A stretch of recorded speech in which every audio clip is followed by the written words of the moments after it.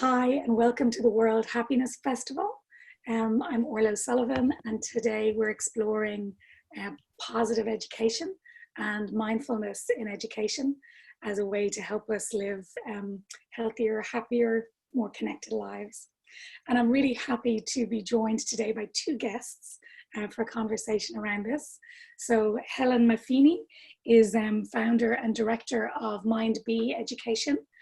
She is co-author of the book, Developing Children's Emotional Intelligence, and she runs each year two summits, the Preschool Mindfulness Summit for our youngest practitioners and the Global Mindfulness Summit, both of which are held online. So Helen, I'm so happy you can join us today. Thank you so much. Thank you for having me. And our super guest today is Adam Avin. Adam is an advocate for mental health education and well-being for teens. Some years ago, he created the Wolf Shanti Children's Wellness Foundation, which teaches mindfulness and helps children to live in health and wellness and peace and positivity. He also founded the Kids Association for Mindfulness and Education, and he co-founded the Mindful Kids Peace Summit, which was an online summit that was held first last year. So Adam, you are so welcome. Thank you. Thank you so much for having me. Great, I'm delighted we can have this conversation together. So Adam, maybe I'll start with you. Can you share a little about your mindfulness practice and its effect, any effect that you've noticed on happiness levels for you? Does mindfulness make you happy? Yeah, so basically our definition of mindfulness that we've kind of used throughout our whole time doing this and bringing it to kids is being in the present moment and focusing on now and not worrying about yesterday or tomorrow, you know, kind of ignoring that negative loop in our heads. Hopefully if we can train our mind to ignore that negative loop, we can eventually reach that goal of happiness that we all want. So it does lead to happiness, but there are other things that help too. Mindfulness has a lot of effects. It can playing a sport with family support, with friends. Mindfulness can also help in the present instead of like I said, instead of yesterday or tomorrow, helping with that anxiety and depression. It can reduce illness, increase focus, help do better academically and athletically, like I said. So mindfulness does have a lot of effects. It takes practice to live mindfully, though, and I think that's the problem that a lot of kids don't understand. It's like when we say, now it's time to practice mindfulness, let's sit down and with our fingers like this, with our legs crossed, doing a meditation. That's not all what it is. It's not just a breathing exercise, but it takes practice. And hopefully if we can start to get it into these kids' daily routines, like in school, then they'll be better prepared to face all the ups and downs of life. So that's why we try to bring mindfulness to everybody, because yes, it will eventually make you happy, which is super important. And hopefully if everyone's happy, you can stop the violence in the world. Beautiful, thank you. And do you have a memory of how you first practiced? What was kind of a first practice that really caught your attention, that you thought, this actually works for me? Yeah, I don't have a first memory, but many. Coming home from school, I have a lot of homework, very stressed out. There have been nights where I have to stay up late, and right when I get home, I'm like, I have homework I have to do, but I don't realize how much or what's coming up the next day or in the future. And that's when I realized, like, I don't need to be worrying about what's going on in the future right now. I need to be focusing on now and getting my mindset right now, and focusing on the present moment so I can get everything done and kind of throw away that stress in my life. You have to try and carry that throughout every day, because if you're always thinking about what happened previously or what's happening in the future, you can't change what happened, and you don't know what's happening yet. So you're trying to make the future happen the way you want it to happen, which is by thinking in the present moment. Seeing kids, when we do practices with kids in schools, for example, You know, seeing them like kind of resonate with it, seeing these kids in the children's, the younger kids for Wolf Shanti, we teach it in ways where they don't think that they're learning mindfulness. Like if we say we're doing a laughing game or a breathing game, they don't notice that they're learning a mindfulness technique, which I think is super important, because if we can teach them when they're young, they'll grow up to be already having this trained technique that they can use every day. Oh, it's a fun game. Let me do this game that I learned. You know, so I don't have an exact moment, but seeing everyone around me, bringing it to other kids and experiencing it myself, it just shows how much mindfulness can really help a person. Wonderful. And Helen, could you share a little bit about your mindfulness journey through the years? Yes, sure. So was a teacher for many years, and I was very interested in social emotional learning and bringing those kind of skills to children. And then I was actually living in Bahrain at the time, and I went to just a mindfulness day that my friend had invited me to, and I was like, wow, this was so powerful. I still am, I guess, quite an anxious person, or I get anxiety sometimes, and I found it so helpful just to, like Adam said, I'm a pretty future thinking person, so past one is okay, but it's for the future for me. So bringing myself back into the here and now was such a powerful thing for myself. Then as a teacher, I'm always thinking, now how can we bring this to children? Or I had 2 little girls at that point, so yeah, so that was how the ball started rolling for me, and I've just really, you know, adapted it and brought it into my life and my home and my work. And it's you know, I had a great pleasure working with Adam as well, and I think he has the same passion and just sharing that with other people, because I think when you feel the benefit yourself, you think, oh, we need to teach other people about this and raise awareness, really. So yeah, so that's how it all began for me. And it is quite contagious, your passion for practicing. Yes. It's very easy to catch it from you. And self-care is something that you focus on and really highlight. Can you speak a little bit about the importance of it in terms of our mental well-being and our sense of happiness? Yeah, sure. I think it's such an important topic, and when I'm still learning myself, or still have to remind myself to do, because I think people that do kind of tend to think in the future, want to go to the future a lot. It builds up that kind of push and get things done, and I don't have time to stop. But I think bringing in self-care, I think it's so important, you know, for parents, for teachers, and for children, and just giving yourself a break, right? And I think we're so harsh on ourselves compared to how we would be with a friend. So you know, talking to yourself in a kind voice, giving yourself compensations, celebrating small wins in your life. But throughout the day, I think things that I do that have been really helpful is just pausing and taking a break, because as I said, sometimes I get very excited about projects, or I take on a lot of projects all at the same time, and then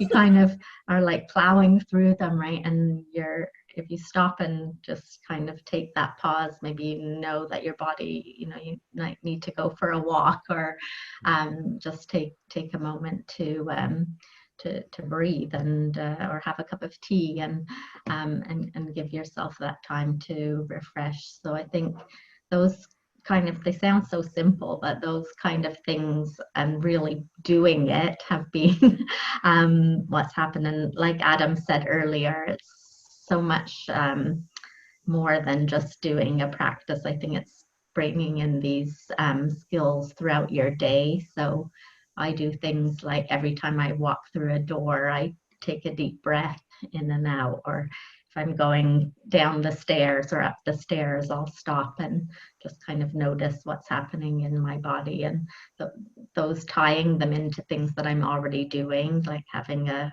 coffee and breathing in and out. And deep breathing for me is really powerful. And having those kind of moments that remind you like to do it, because now it's just a habit for me, have been really good for my own self-care, I think. And yeah. That's fabulous, because I think we can often be led to believe that, you know, self-care is selfish in some way.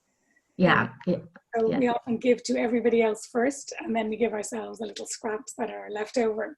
Yeah, and you know, going along with that, I think it's especially when you're a parent or a teacher in the class, kids just absorb how you are, how you, like what you're being, right, rather than what you're saying.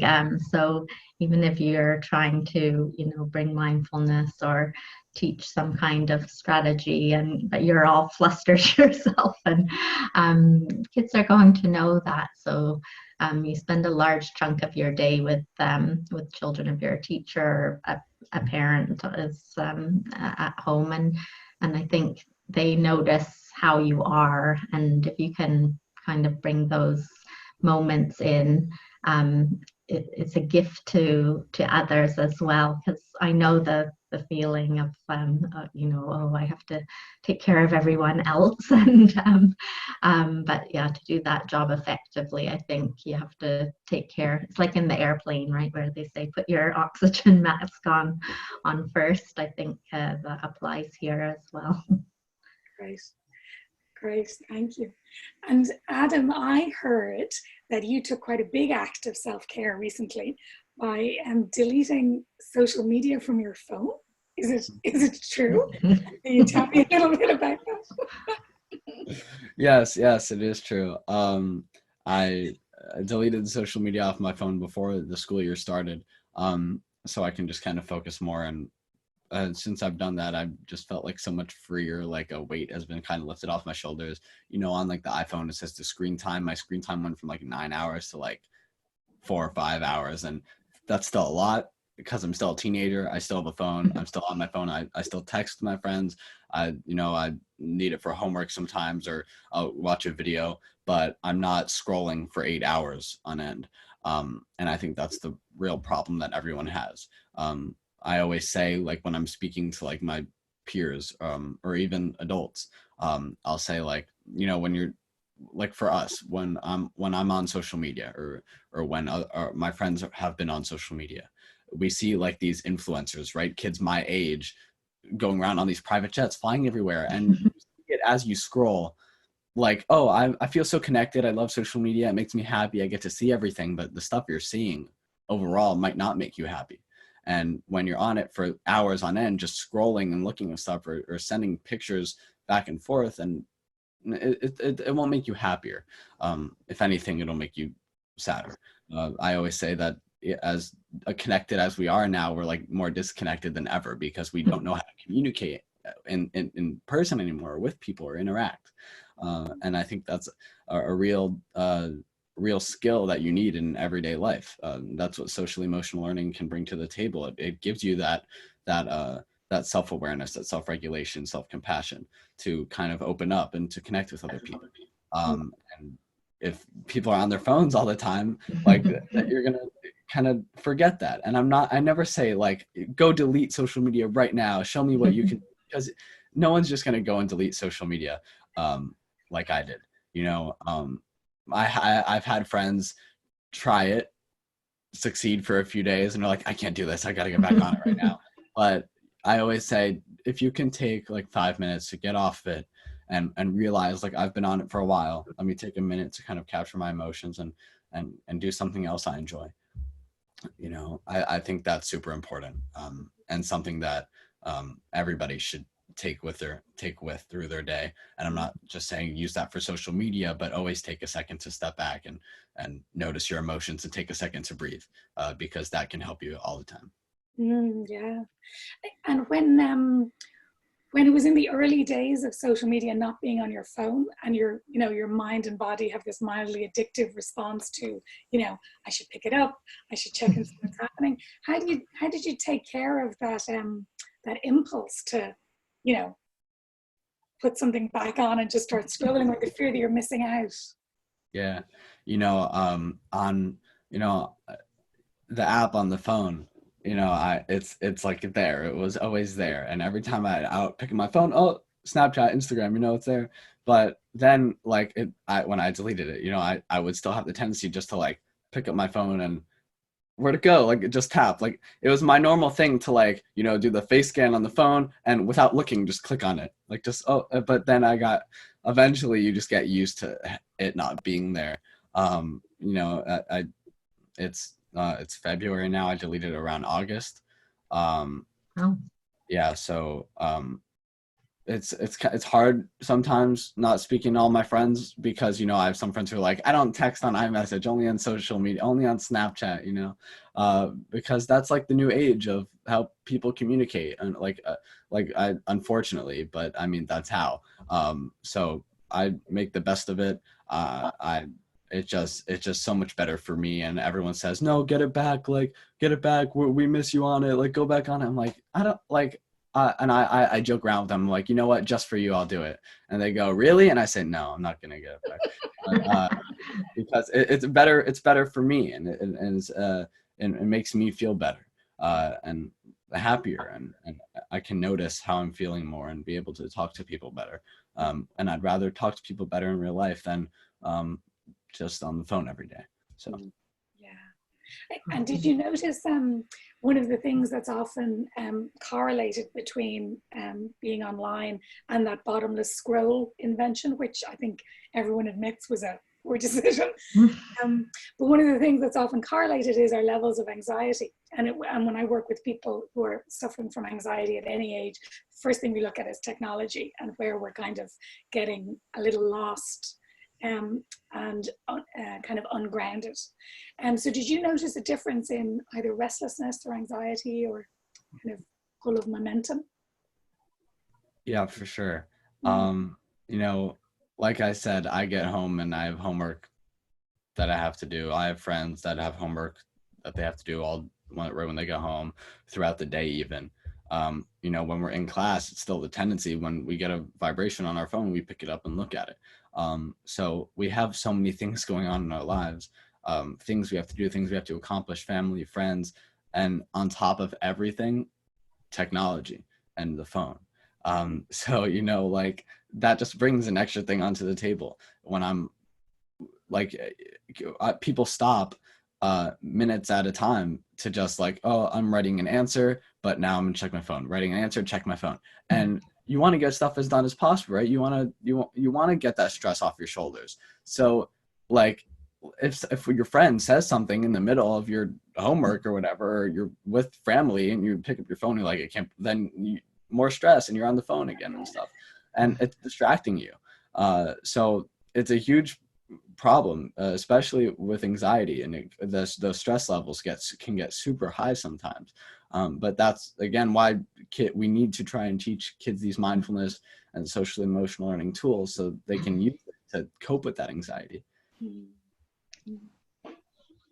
And Helen, do you have is there anything you'd like to add in at this point about technology Yeah, I think it's like Adam said, it's such an addiction, such a problem, not only with teenagers, with adults and parents. I read a study recently where breastfeeding mums, they're on their phone and the baby's brains have changed, like physically changed when they do MRIs from not having that eye-to-eye connection with the mother anymore. So I think it's a problem with all of society, but I think especially for the tweens and the teenage years, where they were kind of brought up like that they know nothing else except for having this technology,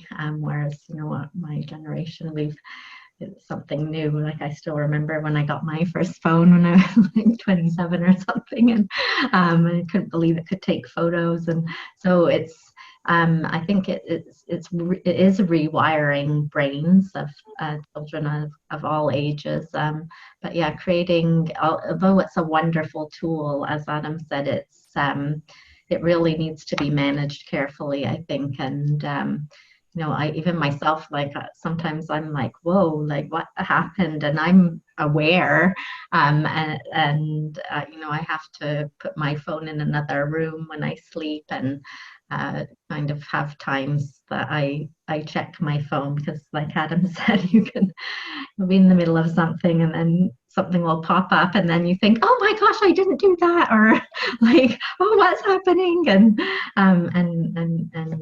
so I think it's something that we're going to have to look at as a society.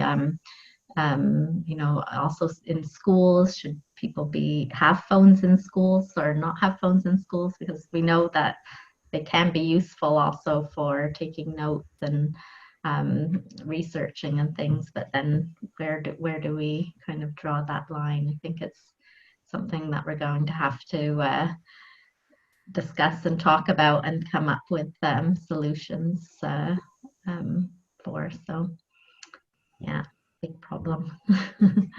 I'd heard in Ireland, a friend who's a speech therapist for young children was saying that they noticed a real lag in development, and that they thought that it was because people, when they're with very young, like toddlers, when they're not making clear words yet, they're on their phones a lot. So like they're pushing a baby to a park, and they just sit on a bench and they're on their phone, and the baby's looking around. And whereas before you'd be having this conversation of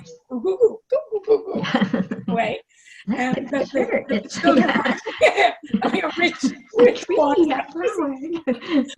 And that actually it's really affecting the development. The children need this interaction for our brains to develop well, and for us to develop speech and learning and communication capacity. So I think the next 5 and 10 years will be really interesting as to how it's affecting our neural pathways and development as all the way up to our 20s. Yeah, definitely. So but you have made huge efforts to make really good use of technology. On the other hand, so it's good use of technology. So you create online spaces every year for people to come together and share and learn about how to practice with very young children, with children and beyond.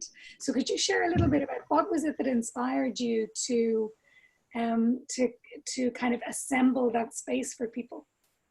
Yeah, it was, as I mentioned, I was more and more interested in mindfulness, and I work a lot with preschoolers or kindergartens, and I thought, and I work in a lot of places that are very academic and high stress, and lots of standardized tests and things in a lot of Asian countries, and I could see that young children, like 3-year-olds, were already stressed about entering primary school, or even getting into kindergarten is a whole procedure. So I thought, maybe like Adam said, we can teach the children when they're so young these skills, they kind of have them for life. So but there wasn't really much information that I could find about preschool mindfulness. So I started trying to find people, and then I was thinking, wouldn't it be great to kind of bring everyone together and we could talk about it. I had no idea how to do any of the technology or anything, and I just kind of learned as I went. So it was just an idea. I sent out some emails, and I got some great speakers who said they would come on the summit, and then it was such a amazing experience. Just you know, interviewing these people who are so giving. They give great resources, share great advice so freely with everyone, and then the whole feeling of connection with people are commenting and sending emails, and it was just a really, really nice experience. And I realized, you know, how many people are trying to bring this movement around the world, really, because I was so surprised, because I remember I got an email from Papua New Guinea and then like Colombia, and you're like, how do people know about this? So that was the first one. And then I did a general education one. And then I think the next one was the one, and then I did the second preschool one. And then Adam had been a guest on the second preschool summit.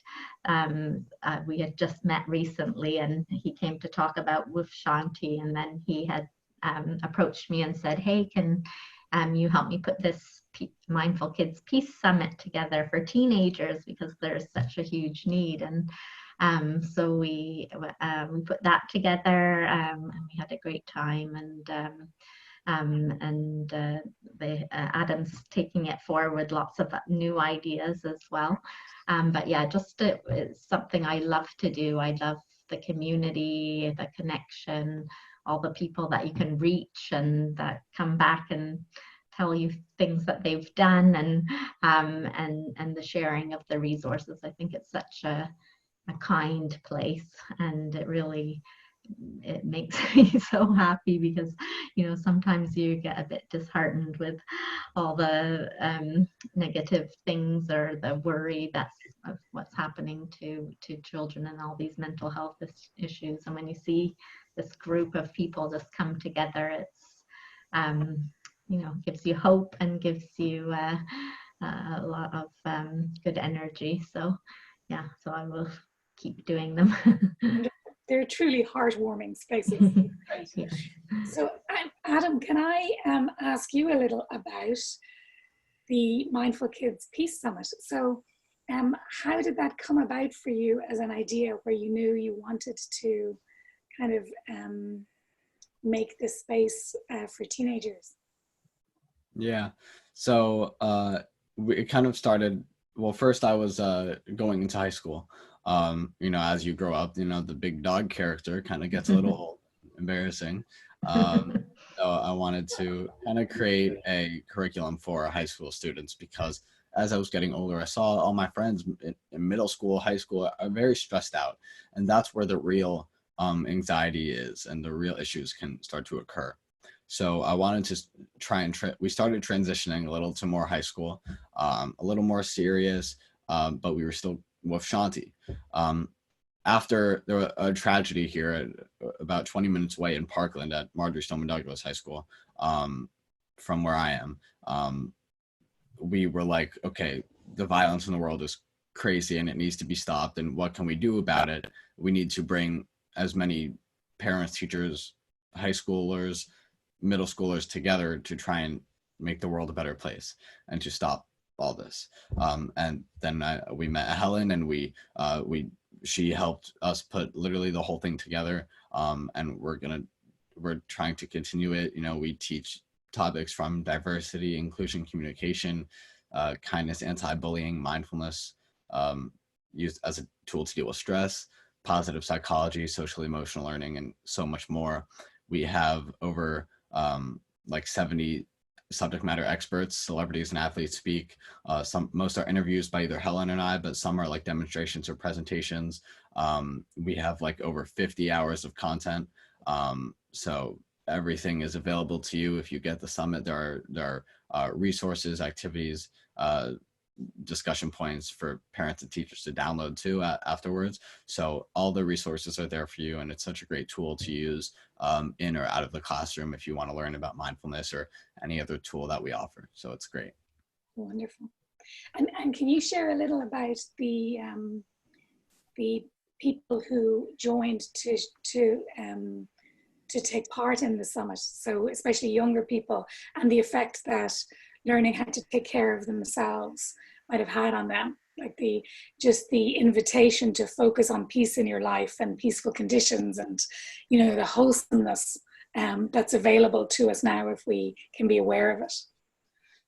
Yeah, I think Helen actually said it perfectly earlier when she said, these people tell stories, and the interviews, it's great. I love talking to these people, and like it's super interesting. I can sit here and well, I'm the one asking the questions, but sometimes I don't need to ask any of the questions because they answer the questions for me by telling interesting fact stories about their life.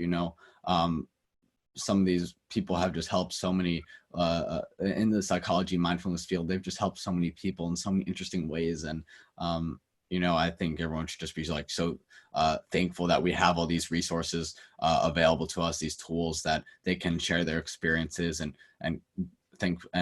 bring them to me so I can then spread the word, because that's all what we're trying to do, and for everyone's help and all the, like Helen said, all the resources and tools they share with us and give us, so everything will end up being there for you at the end of it all. But I love sitting there and talking to everybody. It's super interesting, even for a teen, and I think that's what like teenagers, my peers, like find interesting about it. They see like a kid like talking to these adults. Like I would have 2 or 3 interviews a day sometimes, but and as tired as I would be, I pushed at it, and because it was something that's important and needed to be done. So it was a great experience, and hopefully we'll continue it, and it'll be a great success. It was a great success, and hopefully will be in the future. We can grow, we can expand. Yeah, that's wonderful. And to do something that is so positive and offers to connect people in a very meaningful way in the wake of such a tragedy and such violence in schools. It's a very beautiful use of that, that to experience such shocking violence and then to choose such an engaged, wise response to it is wonderful. And like with doing those interviews, because I can imagine that if I lived 20 minutes away from an event like that, it would be very easy for me to feel despair, especially if it's one of many that have happened through the year. And I'm wondering, did speaking with people kind of nourish your sense of hope? It was hard for everyone in the area, all over the country, like everywhere. It's something that shouldn't happen, but especially because it's very close. It's touching. I know people who knew people in the tragedy and that were affected by the tragedy. So we took a very dark topic and turned it into an interactive experience to try and cope with that dark topic in more productive ways. So I think that basically is what that is mindfulness. We're learning to cope with our emotions, as even though as bad as it get, as anxious, as depressed as we are, these tools can really help you. So these people, hopefully, the speakers, the experts, the on the different topic, the people speaking on the different topics, hopefully by watching the videos, they really said something, or Helen said something, or I said something that stood out, and kind of clicked in their brain, like these random people are right. Like we need to make the world a better place. We need to stop the violence in the world because it's something that shouldn't be going on. So it definitely, speaking to everybody, definitely gave me a sense of like, okay, we need to get this done. And even though as tough as it is for everybody, for being so close to it, we need to get this done because we got to stop the violence now. Well, I feel this is the perfect conclusion for us to the perfect kind of tone for us to end on. It's such an engaged practice that you have, and you've both been so wise in finding and sharing good work and hopeful projects from around the world. Are there any final words from either? Helen, did you have anything you'd like to, any message for a teacher watching? Sure. I would just say for people starting out to just simply, and I think a lot of people get overwhelmed if you know, they've heard, oh, this might be a good thing to do and they're interested in it, but there's this sense of, you know, I have to go on some retreat and do a 1-year course and read all these books, and you know, you can simply just start with the breath or with sound or something very, very simple. And I mean, if you look online or at one of the old summits, you'll find loads of suggestions for practices. So I would say just, you know, start simply, play around, see what works for you, what you like, what you don't like, and don't put pressure on yourself. But just give it a go and find what you enjoy. Wonderful. We can get into the habit of treating ourselves like a big self-help project. Exactly. Sometimes when we start practicing. So it's nice to know we don't need to be fixed. Yes. Thank you, Helen. And Adam, do you have any final words that you'd like to leave us with? If there's a teacher or a student or a parent watching? I think, you know, with Shanti's message, think well to be well. I think that is super important. Or, you know, STOP. It's an acronym. Stop, take a breath, observe, or stop, take a breath, observe, proceed with kindness. I think that's super important and something people should take throughout every single day, because hopefully they will be happier, and by being happy, it'll kind of cause a domino effect, and hopefully everyone else will be happy. But think well to be well is for sure. That's the message. That's great. Well, Adam, Helen, thank you both so much for being with us for the World Happiness Festival. And we'll share on links of your work as well, so that people can find out more about how to practice in your vicinity. Sounds good. Thanks so much. Thanks for having us.